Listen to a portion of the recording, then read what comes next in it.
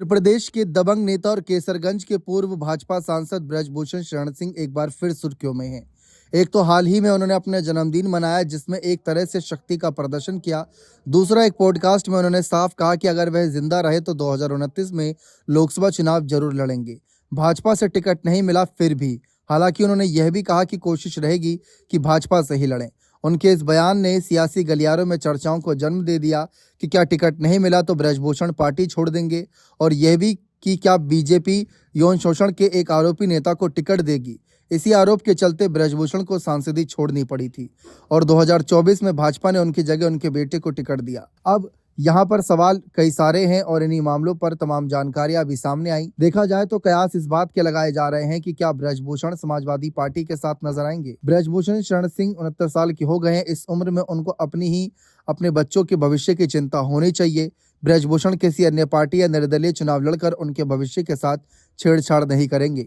बता दें कि पिछले चुनाव में ब्रजभूषण की जगह उनके बेटे करणभूषण को टिकट देकर भाजपा ने उन्हें संतुष्ट रखा था। तो क्या अगर ब्रजभूषण भाजपा से नाराज हुए तो उसे इसका नुकसान होगा? इस पर विश्लेषक कहते हैं कि बीजेपी के पास हर एक सीट का प्लान है।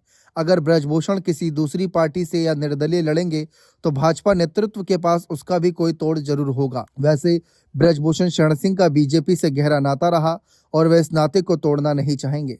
उन्होंने कहा कि उनके दोनों बेटे बीजेपी के टिकट पर विधानसभा और संसद में हैं। आगे जाकर वे मंत्री पद के दावेदार भी हो सकते हैं। ऐसे में ब्रजभूषण ऐसा कुछ नहीं करेंगे जिससे बेटों के भविष्य पर कोई प्रभाव पड़े।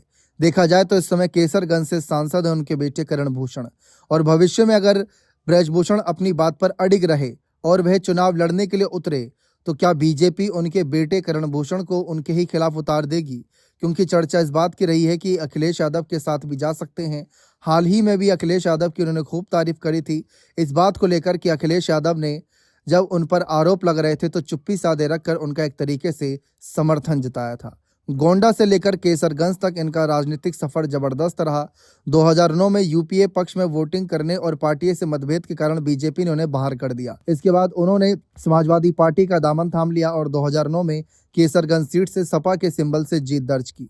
2014 में बीजेपी में लौटकर उन्होंने केसरगंज सीट जीतकर अपनी पकड़ कायम रखी। लेकिन अब देखने वाली बात यह होगी भविष्य में क्या नजारा रहेगा। क्या केसरगंज सीट से अपने ही बेटे के खिलाफ चुनाव लड़ेंगे? क्या समाजवादी पार्टी इन्हें टिकट देगी या बीजेपी इन्हें टिकट देगी? गोंडा की किसी अन्य सीट से उतरेंगे, ये भी देखना दिलचस्प रहेगा। बने रहें चैनल के साथ। बहुत बहुत शुक्रिया।